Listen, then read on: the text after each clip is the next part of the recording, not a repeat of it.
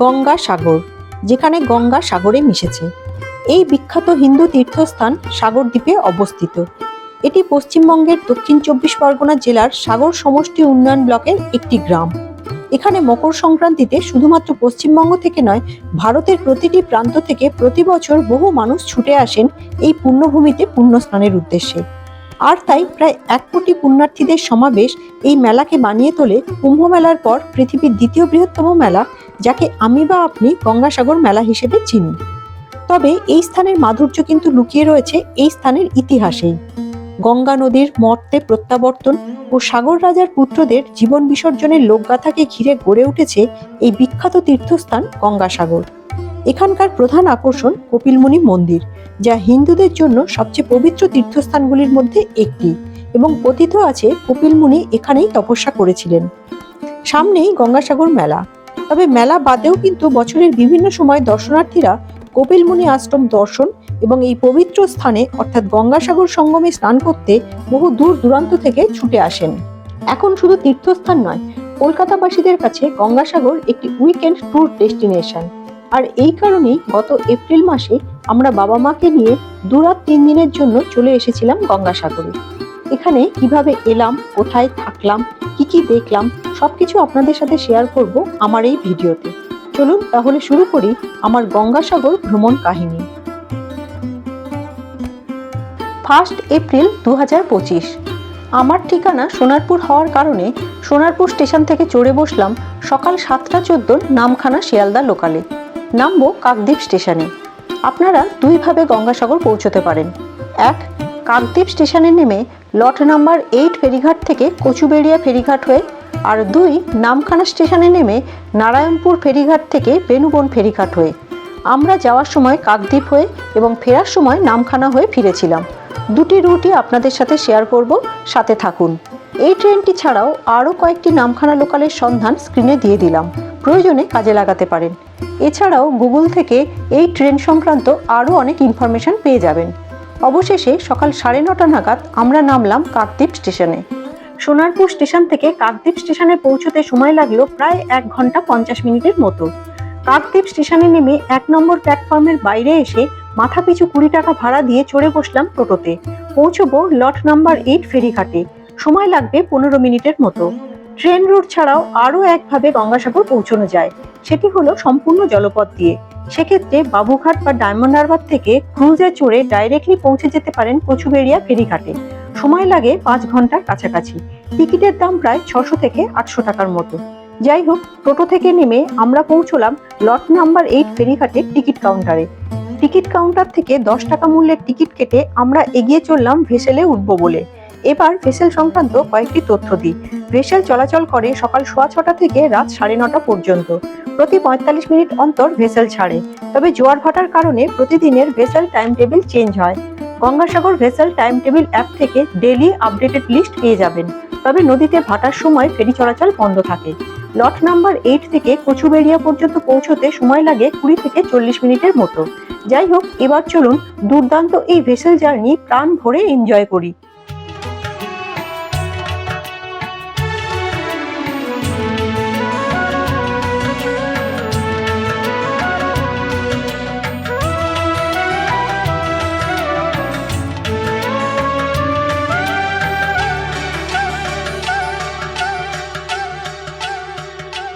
पंछी नदियाँ पवन के झोंके,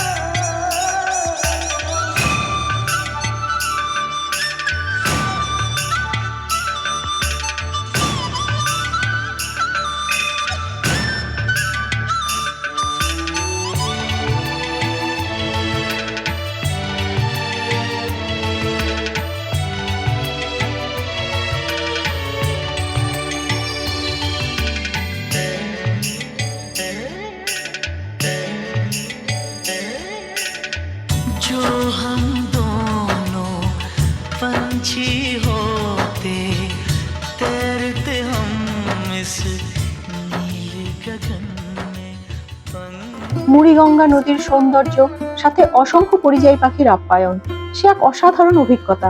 কোথা থেকে যে আধ ঘন্টা কেটে গেল বুঝতে পারলাম না। আপনাদেরকে বলবো, যদি কখনো সময় পান অবশ্যই এই নৌকা ভ্রমণটা করবেন, সারা জীবন মনে থাকবে। যাই হোক, কচুবেড়িয়া ফেরিঘাটের বিশ্রাম ঘরে কিছু সময় বিশ্রাম নিয়ে আমরা এগিয়ে চললাম ফেরিঘাটের বাইরে অটো স্ট্যান্ডের দিকে। যাব WPTTCL গঙ্গাসাগর প্রপার্টিতে, যেখানে আমাদের বুকিং রয়েছে। এ বিষয়ে পরে আসছি। ফেরিঘাট চত্বরে অনেক খাবারের দোকান রয়েছে, চাইলে এখান থেকে ব্রেকফাস্ট সেরে নিতে পারেন। কচুবেড়িয়া ফেরিঘাট থেকে WPTTCL এর হোটেলের ডিস্টেন্স প্রায় 30 কিলোমিটারের মতো, সময় লাগবে 1 ঘন্টা। এখানে বাস সার্ভিসও রয়েছে, তবে আমরা 300 টাকায় অটো রিজার্ভ করে এগিয়ে চললাম আমাদের হোটেলের দিকে। রাস্তার কন্ডিশন ভীষণই ভালো, চারপাশের গ্রাম্য পরিবেশের সৌন্দর্য উপভোগ করতে করতে অবশেষে আমরা গিয়ে পৌঁছালাম আমাদের ডেস্টিনেশন WPTTCL গঙ্গাসাগর প্রপার্টিতে। দুপুর 1:30 নাগাদ আমরা আমাদের এই হোটেলে পৌঁছেছিলাম। এবার আপনাদের ওয়েস্ট বেঙ্গল ট্যুরিজমের প্রপার্টি সম্বন্ধে কয়েকটি তথ্য দিই। এদের সব বুকিং অনলাইনের মাধ্যমে হয়। এদের নিজস্ব ওয়েবসাইট রয়েছে, যা আমি স্ক্রিনে মেনশন করে দিলাম। এই ওয়েবসাইটে গিয়ে নিজেদের পছন্দ মতো ক্রাইটেরিয়া দিয়ে রুম বুক করে নিতে পারবেন। এরা উইকডেজে সিনিয়র সিটিজেন, ক্যান্সার পেশেন্ট ও সিঙ্গেল অকুপেন্সি এইসব ক্ষেত্রে 10% ডিসকাউন্ট দেয়, তবে উইকেন্ডে এই ডিসকাউন্ট পাওয়া যায় না। উইকডেজে রুম সহজে পাওয়া গেলেও উইকেন্ডে চাহিদা বেশি থাকার কারণে আগে থেকে বুক না করলে এখানে রুম পাওয়া মুশকিল আছে, তাই হাতে সময় নিয়ে বুক করার চেষ্টা করবেন। আমরা পার নাইট 3200 টাকা প্লাস GST দিয়ে ডাবল বেডের 2টি রুম 2 দিনের জন্য বুক করে নিয়েছিলাম। এর মধ্যে ব্রেকফাস্ট কমপ্লিমেন্টারি ছিল। এদের সব জায়গায় সব প্রপার্টিগুলি খুবই ভালো হয়, প্রাইম লোকেশনে হোটেলগুলি থাকে। এই প্রপার্টি থেকে কপিলমুনি মন্দির 5 মিনিটস ওয়াকিং ডিস্টেন্সে। আমরা এখন রিসেপশনে পৌঁছে ওদের সব ফর্মালিটিস ফিল আপ করে অপেক্ষা করতে থাকলাম কতক্ষণে রুমে পৌঁছবো। রিসেপশন এরিয়াটি বেশ সাজানো গোছানো, বিশাল এরিয়া জুড়ে এই প্রপার্টিটি। ভীষণই সুন্দর ভেতরের কম্পাউন্ডটি। রিসেপশন এরিয়া থেকে কটেজ টাইপ রুমগুলি দেখতে দারুণ লাগছিল। শেষমেশ আমরা এগোতে লাগলাম আমাদের জন্য অ্যালোটেড রুমের দিকে। চারিদিকের সৌন্দর্য এতই মনোমুগ্ধকর ছিল যে ভীষণই ভালো লাগছিল। বিশাল এরিয়া জুড়ে এই কম্পাউন্ডটি, চারিদিকে লাইন দিয়ে একটা একটা কটেজ করা, খুবই সুন্দর লাগছিল ভেতরের পরিবেশ।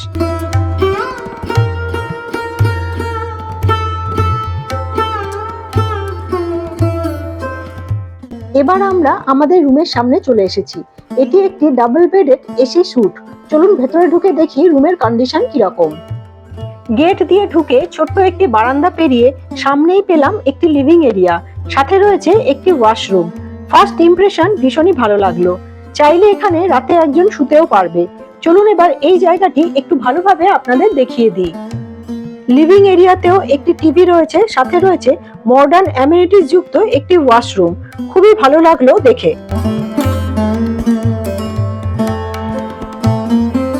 দুজনের জায়গায় যদি লোক সংখ্যা বেশি থাকে তাহলেও এখানে থাকতে কোনো অসুবিধা হবে না। এবার আমরা প্রবেশ করছি বেডরুমে। ভীষণই সুন্দরভাবে সাজানো গোছানো। আপনাদের দেখিয়ে দিই মেন রুমটির ভেতরের অ্যাম্বিয়েন্স, যেখানে আগামী 2 দিন আমরা কাটাবো। বেডরুমে রয়েছে বেশ বড় সাইজের আরো একটি টিভি। কিং সাইজ বেডটি এতটাই বড় যে চাইলে এখানে দুজনের জায়গায় 3 জন শোয়া যাবে। এক্ষেত্রে একটি কথা বলে রাখি, এই ডাবল বেডেড রুমে দুজনের বেশি লোক সংখ্যা থাকতে চাইলে ওরা অ্যালাউ করবে, তবে এক্সট্রা চার্জ পে করতে হবে। আমরা 3 জন ছিলাম এই রুমে।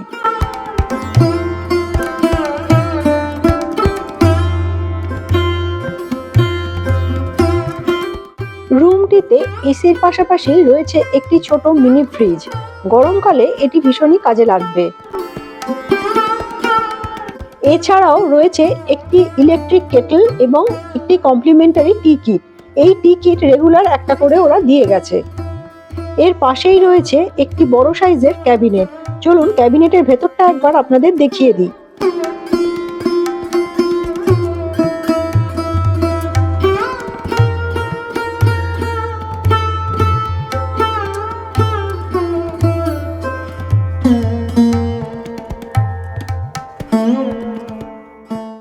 এবার দেখিয়ে দিই কমপ্লিমেন্টারি টি কিটের মধ্যে কি কি ছিল। ছিল 2টি কাপ প্লেট একটি মিল্ক পাউডারের প্যাকেট, দুটি টি ব্যাগ এবং দুটি চিনির প্যাকেট।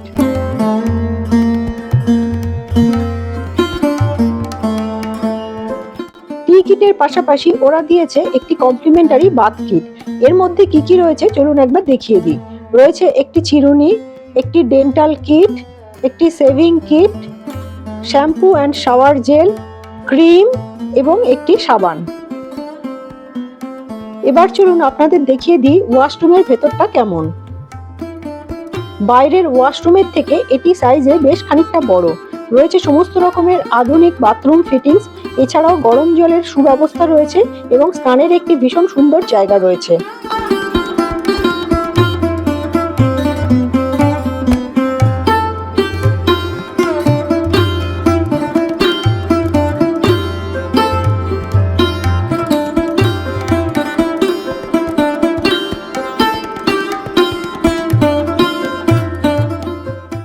ওভারঅল বলতে গেলে ওয়েস্ট বেঙ্গল ট্যুরিজমের রুমের কন্ডিশন রেট অনুযায়ী একদম পারফেক্ট।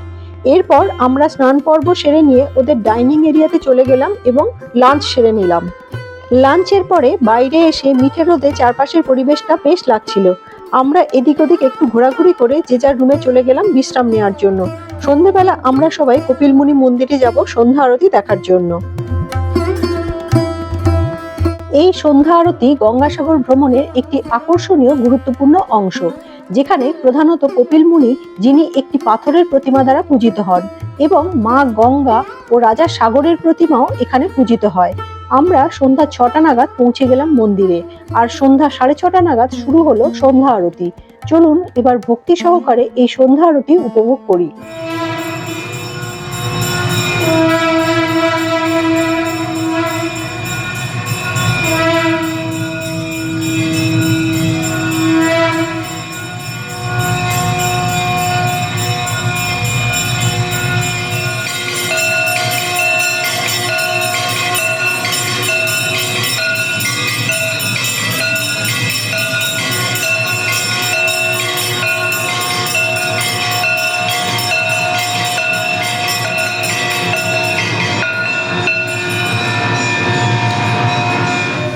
সন্ধ্যা আরতি শেষ হলে মন্দির চত্বরে একটু ঘোরাঘুরি করে ও কিছু ছবি তুলে আমরা ফিরে এলাম হোটেলে। রাতের আলোয় হোটেলের কম্পাউন্ডের দৃশ্য দেখতে বেশ লাগছিল।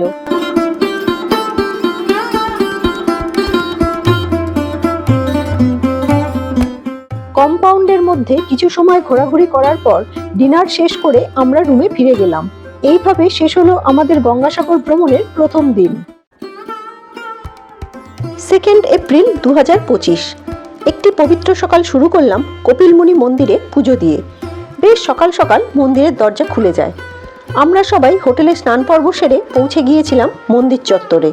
তারপর ওখানকার ডালা প্রাঙ্গণ থেকে ডালা কিনে আমরা মন্দিরে প্রবেশ করলাম এবং খুব ভালোভাবে ফাঁকায় পুজো দিতে পেরে আমাদের মনটা খুব ভালো লাগছিল। মকর সংক্রান্তিতে গঙ্গাসাগর মেলার সময় অত্যধিক ভিড় হওয়ার কারণে পুজো ঠিকমতো দেওয়া যায় না, কিন্তু আমার মতো অফ সিজনে এলে খুব ভালোভাবে পুজো দিয়ে তৃপ্তি পাবেন। তাই আমার এই প্ল্যানটা একবার ভেবে দেখতে পারেন। বিশাল এরিয়া জুড়ে মন্দির প্রাঙ্গণটি। মন্দিরের পাশেই রয়েছে কপিলমুনি সরোবর। পূজা পর্ব সেরে আমরা চলে এলাম কপিলমুনি সরোবর দেখতে। ছোট্ট জলাশয়ে মা গঙ্গার মূর্তি বসিয়ে খুব সুন্দরভাবে সাজানো হয়েছে জায়গাটি। বাঁদিকেই রয়েছে জিবিটিএ অর্থাৎ গঙ্গাসাগর বকখালি ডেভেলপমেন্ট অথরিটি দ্বারা পরিচালিত ডালা প্রাঙ্গণ। এখান থেকে পুজোর ডালা কিনে সবাই মন্দিরে পুজো দেন। এটি একটি সরকারি সংস্থা যা গঙ্গাসাগরের তীর্থস্থান ও পর্যটন উন্নয়নে গুরুত্বপূর্ণ ভূমিকা পালন করে। এই ডালা প্রাঙ্গণে আপনারা 50 টাকা থেকে শুরু করে বিভিন্ন দামের ডালা পেয়ে যাবেন। মন্দির চত্বরে টোটো স্ট্যান্ড রয়েছে, ওখান থেকে টোটো বুক করে নিকটবর্তী দর্শনীয় স্থানগুলি ঘুরে নিতে পারেন। আর অনেক দোকানপাটও রয়েছে যেখানে চা ও স্ন্যাক্স ইত্যাদি সব জিনিসই পাওয়া যায়। মন্দিরের সামনে থেকে একটা রাস্তা সোজা চলে গেছে সাগর পর্যন্ত। আমরা এবার এই রাস্তা ধরে এগিয়ে চললাম সাগরের দিকে। কিছুক্ষণ অর্থাৎ প্রায় 2 মিনিটের মতো হাঁটার পর আমরা দর্শন পেলাম সেই সাগরের, যেখানে ডুব দিয়ে পুণ্য লাভের আশায় লক্ষ লক্ষ পুণ্যার্থী ভিড় জমান। বিশ্বাস করা হয় যে এই পবিত্র জলে ডুব দিলে মানুষের জীবনের সমস্ত পাপ ধুয়ে যায় এবং আত্মশুদ্ধি হয়। এই যে বীজটি দেখতে পাচ্ছেন, এখানে আগে পুণ্যার্থীরা স্নান করতে পারলেও বর্তমানে প্রশাসনের পক্ষ থেকে স্নানের জায়গা হিসেবে কিছুটা দূরে একটি বীজ নির্দিষ্ট করে দেওয়া হয়েছে। লোকাল মানুষের থেকে জানলাম সাগরের গ্রাসে ধীরে ধীরে এই জায়গাটি চলে যাচ্ছে, তাই এখন স্নানের জন্য জায়গাটি আর ব্যবহার করা হয় না। এই স্থানে দাঁড়িয়ে সাগরের রূপ দেখে মুগ্ধ না হয়ে পারলাম না। কিছুক্ষণ জায়গাটিতে দাঁড়িয়ে কিছু ফটো ও ভিডিও তুলে চড়ে বসলাম একটি টোটোতে। এগিয়ে চললাম বর্তমানে পুণ্যার্থীরা স্নান পর্ব সারেন যেখানে সেই বৃষ্টির দিকে। মিঠে রোদে জলের ঠান্ডা হাওয়া গায়ে মেখে চারপাশের দৃশ্য দেখতে দেখতে সাগরের পাড় ধরে রাস্তা দিয়ে যেতে বেশ লাগছিল। রাস্তার পাশের দৃশ্য জানান দিচ্ছিল সদ্য শেষ হওয়া গঙ্গাসাগর মেলার চিত্র, যা দেখে বুঝে নিতে একটুও সমস্যা হবে না যে গঙ্গাসাগর মেলার সময় কি বিপুল আয়োজন হয় এই জায়গাটিতে। যাই হোক, প্রায় ৩-৪ মিনিট পরেই আমরা পৌঁছে গেলাম বর্তমানে স্নানের জায়গা হিসেবে ব্যবহৃত বীজটিতে। টোটো থেকে নেমে দুপাশে অজস্র দোকান দেখতে দেখতে আমরা এগিয়ে চললাম সাগরের দিকে। আর 5টা সি বিচ যেমন হয় তেমনই চারপাশে অজস্র দোকান। পুরী বা দীঘার সি বিচের থেকে কোনো অংশে কম নয় এই গঙ্গাসাগরের সি বিচ। তাই আমি আপনাদের বলবো, জীবনে একবার হলেও সময় পেলে এই পুণ্যভূমিতে ঘুরে যাবেন, ভীষণই ভালো লাগবে। এবার বলি গঙ্গাসাগর কেন বিখ্যাত এবং এখানে কেন আসবেন। গঙ্গাসাগর হলো হিন্দুদের একটি তীর্থস্থান এবং এটি সাগরদ্বীপ নামক একটি দ্বীপে অবস্থিত। এই দ্বীপটি কলকাতা শহর থেকে প্রায় 100 কিলোমিটার দূরে অবস্থিত এবং এখানকার প্রধান আকর্ষণ কপিলমুনি মন্দির। প্রতি বছর মকর সংক্রান্তিতে লক্ষাধিক পুণ্যার্থী জড়ো হন এই সাগর সঙ্গমে। লোককথা অনুযায়ী এই সাগর সঙ্গমে স্নান করলে নাকি সমস্ত অর্জিত পাপ ধ্বংস হয়, তাই পুণ্য লাভের আশায় পুণ্যার্থীরা ভিড় জমান এখানে। এছাড়াও সপ্তাহান্তে 1 বা 2 দিন ছুটি পেলে খুব সহজে উইকেন্ড ডেস্টিনেশন হিসেবে বেছে নিতে পারেন গঙ্গাসাগরকে। এখানে ভারত সেবাশ্রম সংঘ সহ ছোট বড় নানান ক্যাটাগরির হোটেল রয়েছে, চাইলে সেখানে নাইট স্টে করতে পারেন, নয়তো কপিলমুনি মন্দিরে পুজো দিয়ে ফিরে যেতে পারেন। তবে আমি বলবো, যদি এখানে আসেন তাহলে 2 দিন হাতে সময় নিয়ে আসুন, খুব ভালো লাগবে জায়গাটি। এবার চলুন এই পুণ্যভূমির সাগর সঙ্গমে দাঁড়িয়ে সাগরের জল স্পর্শ করে এবং সাগরকে দর্শন করে অসংখ্য মানুষের মতো আমরাও পুণ্যলাভের আশায় মনোনিবেশ করি। সাথে আপনাদের সাথে শেয়ার করি সাগরের অপরূপ সৌন্দর্য এবং তার চারপাশের পরিবেশ।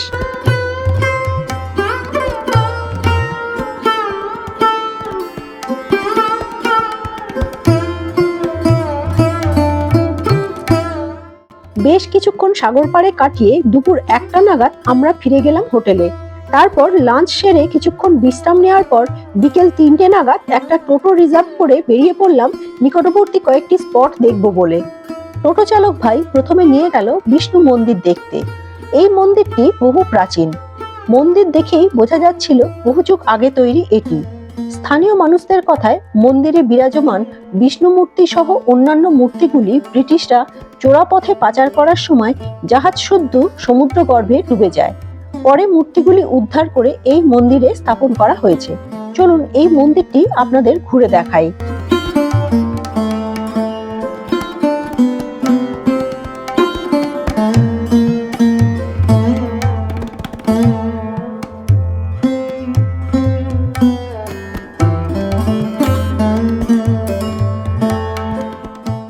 বিষ্ণু মন্দির দেখার পরে টোটো চালক ভাই আমাদের নিয়ে গেল মোহনাতে। এই জায়গাটি সম্বন্ধে কয়েকটি তথ্য জানতে পারলাম ওর কাছ থেকে। জানলাম 2009 সালে আয়লা নামক ঝড়ে নিশ্চিহ্ন হয়ে গেছে এখানে থাকা আস্ত একটি গ্রাম। আজ কেবলমাত্র ধ্বংসাবশেষ ছাড়া কিছুই নেই। প্রকৃতির রুদ্র মূর্তির কাছে কত ক্ষুদ্র আমরা মানবজাতি তার প্রমাণ এই জায়গাটি। তবে জীবন কিন্তু থেমে থাকে না। তার প্রমাণস্বরূপ এখানে দেখতে পেলাম মাঝিদের মাছ ধরার নৌকো। সবকিছু সামলে নিয়ে বেঁচে থাকার লড়াই চালিয়ে যাচ্ছে সাগরের গ্রাসে সর্বস্ব হারানো মানুষগুলো। মাটির উঁচু বাঁধে দাঁড়িয়ে উপভোগ করলাম অসম্ভব সুন্দর সূর্যাস্ত। সমুদ্রের গর্জন, সাথে ঠান্ডা বাতাস ও পরন্ত বিকেলে সূর্যের লাল আভায় সেজে ওঠা আকাশের দিকে তাকিয়ে ভীষণই ভালো লাগছিল। তবে সাথে মনটা ভারাক্রান্ত হয়ে গিয়েছিল প্রকৃতির তাণ্ডবে বিধ্বস্ত হওয়া সেই মানুষগুলোর কথা ভেবে।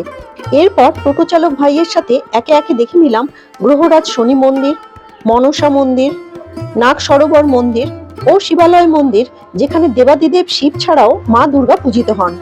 এইসব মন্দিরগুলি দেখে আমরা ফিরে এলাম আমাদের হোটেলে। এইভাবে শেষ হলো আমাদের গঙ্গাসাগরে দ্বিতীয় দিন। 3 এপ্রিল 2025 গঙ্গাসাগরে আমাদের শেষ দিন। আজ বাড়ি ফেরার পালা।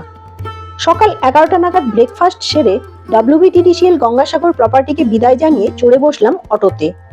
গন্তব্য বেনুবন ফেরিঘাট। ওয়েস্ট বেঙ্গল ট্যুরিজমের এই প্রপার্টি থেকে বেনুবন ফেরিঘাটের ডিস্টেন্স প্রায় 30 কিলোমিটারের মতো। সময় লাগবে আধ ঘন্টা। আমরা আসার সময় লট নাম্বার 8 দিয়ে এসেছিলাম আর ফিরবো বেনুবন দিয়ে। অবশেষে আমরা পৌঁছলাম বেনুবন ফেরিঘাটে। খুব সুন্দরভাবে সাজানো এই ফেরিঘাটটি। এখানে টোটো স্ট্যান্ড রয়েছে। চাইলে এখান থেকে টোটো রিজার্ভ করে ডাইরেক্টলি চলে যেতে পারেন কপিলমুনি মন্দিরে।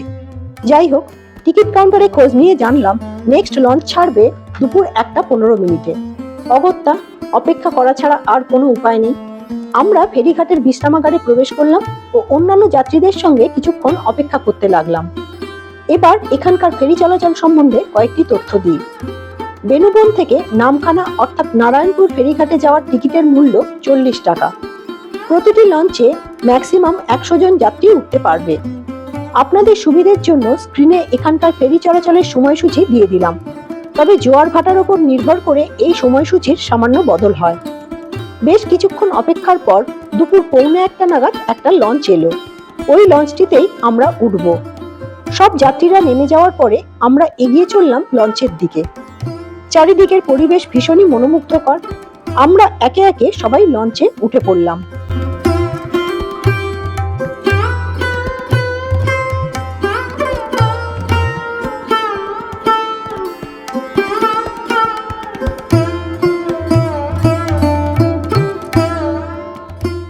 লঞ্চের ভেতরে সিটিং অ্যারেঞ্জমেন্ট বেশ ভালো। যাত্রী সংখ্যা খুব বেশি না থাকার কারণে আমরা সবাই খুব ভালোভাবে বসার জায়গা পেয়েছিলাম।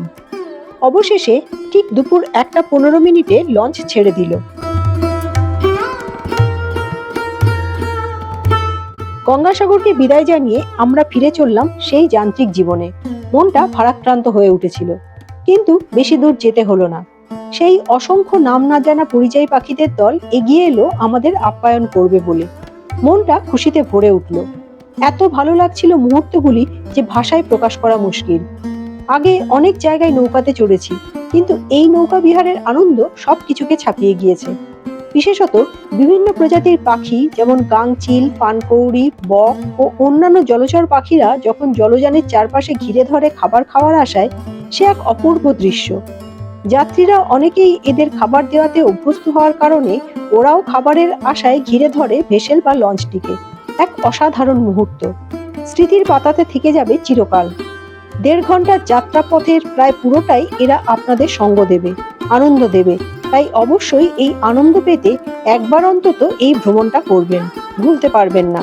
যাই হোক, এদের সাথে অসংখ্য ছোট বড় নৌকা, জাহাজ, ট্রলার, ভেসেল ইত্যাদি নানা ধরনের জলযান দেখতে দেখতে অবশেষে দুপুর 2:30 নাগাদ আমরা পৌঁছে গেলাম নামখানা অর্থাৎ নারায়ণপুর ফেরিঘাটে। মুড়িগঙ্গা নদীর একটি অংশ হাতানিয়া দোয়ানিয়া নদী পেরিয়ে বেনুবন থেকে নামখানা জেটি পর্যন্ত পৌঁছতে এক অসাধারণ জার্নির সাক্ষী হতে পেরে দারুণ লাগছিল। নামখানা ফেরিঘাটে নেমে জানতে পারলাম এখান থেকে মৌসুমী আইল্যান্ড বা বকখালিও যাওয়া যায়। এবার বলি উইকেন্ড ডেস্টিনেশন হিসেবে গঙ্গাসাগর জায়গাটি কেমন। আমি বলবো দুর্দান্ত জায়গা। 2 বা 3 দিনে ঘোরার জন্য একদম আদর্শ। একদিনে ঘোরা যাবে, তবে 2 দিন হাতে সময় নিয়ে ঘুরলে অনেক বেশি ভালো লাগবে।